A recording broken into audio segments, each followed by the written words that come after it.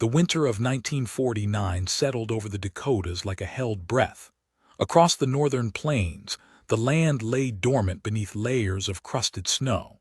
Fence posts stood in silent rows, half buried, their wire lines sagging under the weight of ice. The sky hung low and gray, pressed down by the cold. In the rail yards of towns like Aberdeen and Fargo, men moved slowly through their routines. Steam locomotives sat idle between runs, their metal flanks frosted white.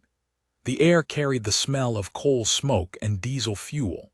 Workers stamped their boots against the frozen ground, their breath rising in thick clouds that disappeared into the stillness. The railroad was everything out here. It brought grain to market, coal to furnaces, mail to kitchen tables. Without it, the small towns scattered across the prairie would wither. Every family knew the sound of the whistle echoing across the frozen fields. It was the sound of connection, of commerce, of survival. But in early January of that year, the rail lines hummed with an uneasy quiet. The trains ran on schedule, but the dispatchers watched their barometers with growing concern. Pressure was dropping. The wind had shifted to the north.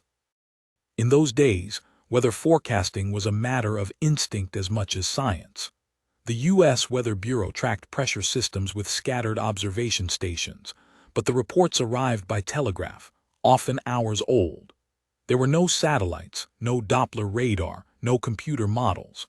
A farmer might learn of a storm the same way his grandfather had, by watching the sky, by feeling the shift in the wind, by listening to the cattle grow restless in their pens. The people of the Dakotas had lived through hard winters before. They had learned to read the signs.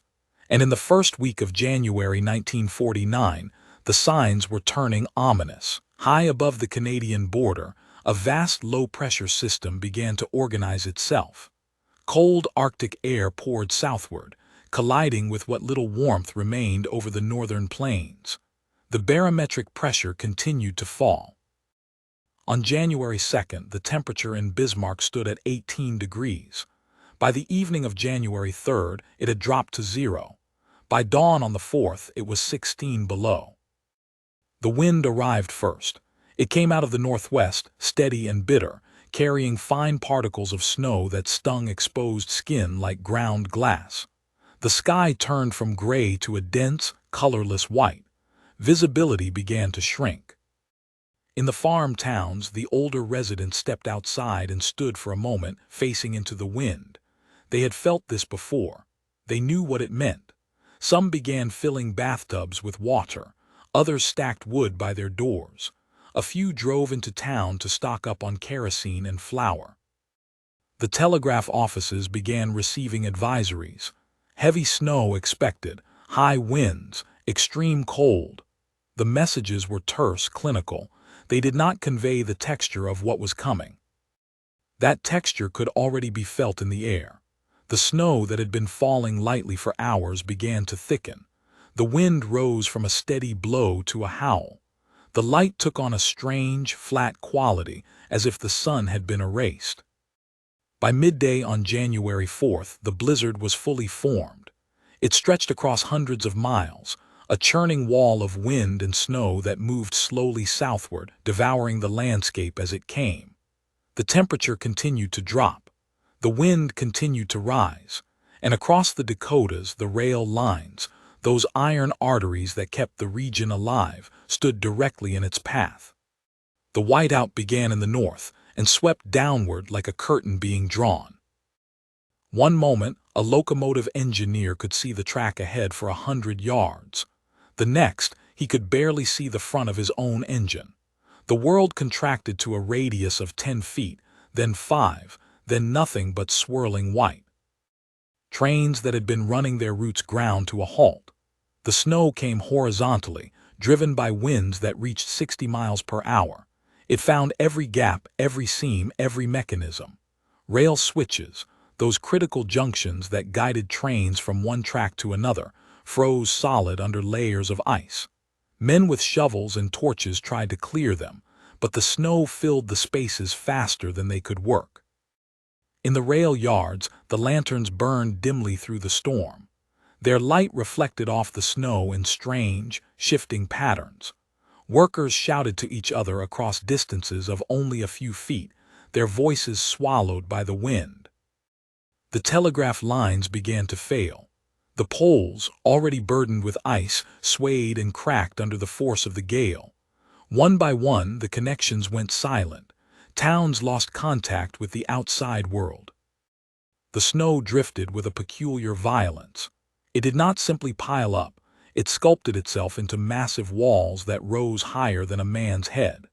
These drifts formed across the tracks in patterns that seemed almost deliberate, as if the storm were choosing where to place them. In some places, the rails disappeared entirely beneath 15 feet of packed snow and ice. The trains that had stopped could not move forward. More critically, they could not move backward.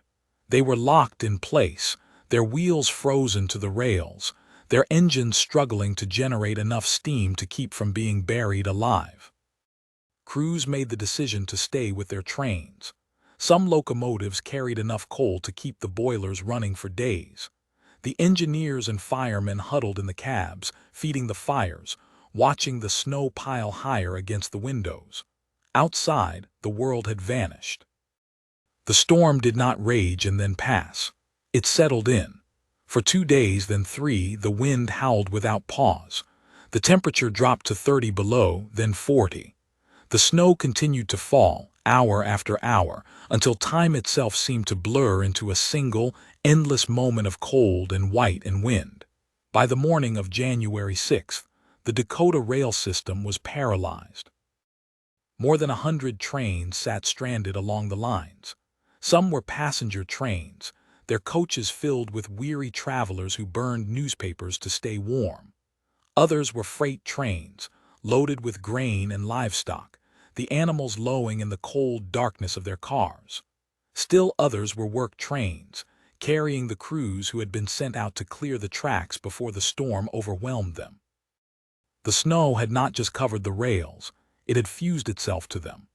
The combination of wind, moisture, and extreme cold created layers of ice so dense that shovels barely scratched the surface.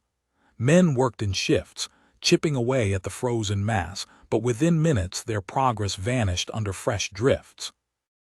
In the town of Washburn, a rotary snowplow, a massive steam-powered machine designed to chew through deep snow, was dispatched to clear the main line.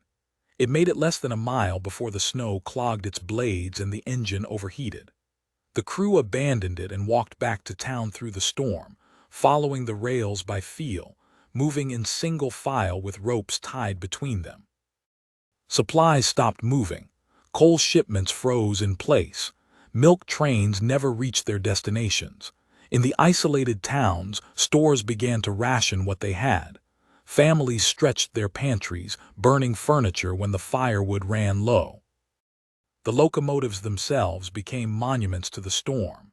Their smokestacks jutted from the drifts like gravestones. Ice formed thick coats over their boilers and wheels. Some trains were buried so completely that only the tops of their cars remained visible, black shapes against the endless white.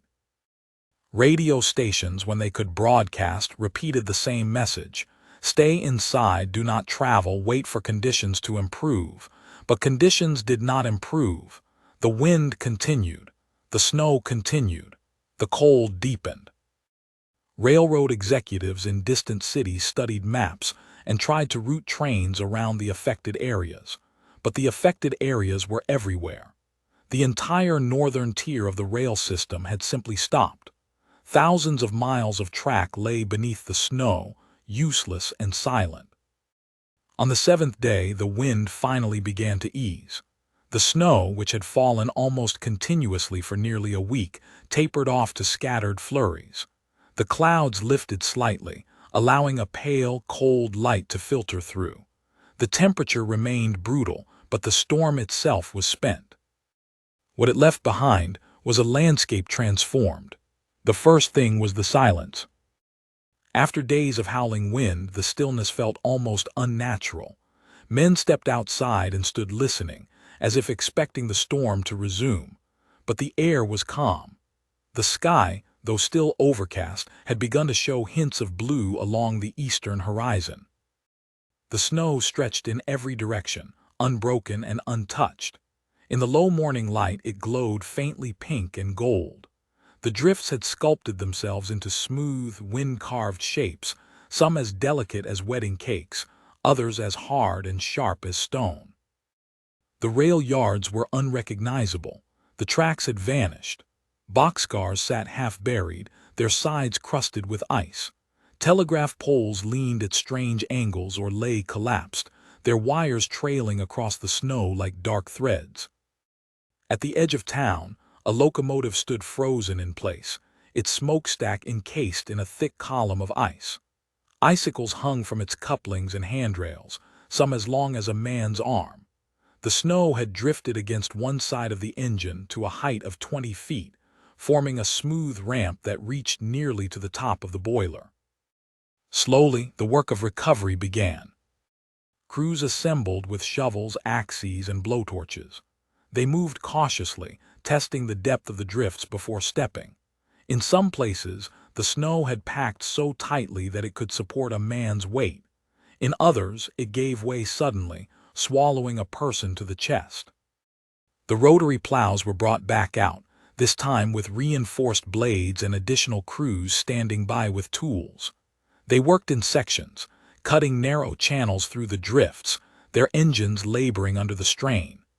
The cleared snow was thrown to the sides, where it formed new walls even higher than before. It took 3 days to clear the main line between Bismarck and Jamestown. It took another week to reopen the secondary routes. Some spur lines remained blocked until March. As the trains began to move again, they passed through a landscape that still bore the marks of the storm. Drifts lay piled beside the tracks, stained gray with soot and coal dust. Abandoned equipment sat half-buried in the snow, waiting for the thaw. Farmhouses stood isolated, thin streams of smoke rising from their chimneys into the cold, clear air. The people of the Dakotas returned to their routines, but something had shifted.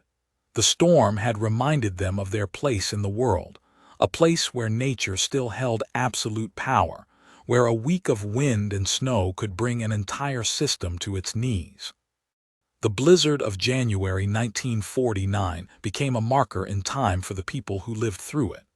They spoke of it for decades afterward, measuring other storms against that week in early winter when the world went white and the trains stopped running. The railroad companies took note. In the years that followed, they invested in better snow removal equipment, more powerful rotary plows, and improved communication systems. Weather forecasting began to receive greater attention, with more observation stations and faster reporting methods. The lessons of 1949 were written into operational manuals and crew training programs. But no amount of preparation could fully eliminate the risk. The northern plains would always be subject to the whims of winter. The storms would always come. And when they did, the only response was to endure them, to wait them out, and to begin again when they passed. In the small towns along the old rail lines, a few of the survivors still remain. They remember the silence after the wind stopped.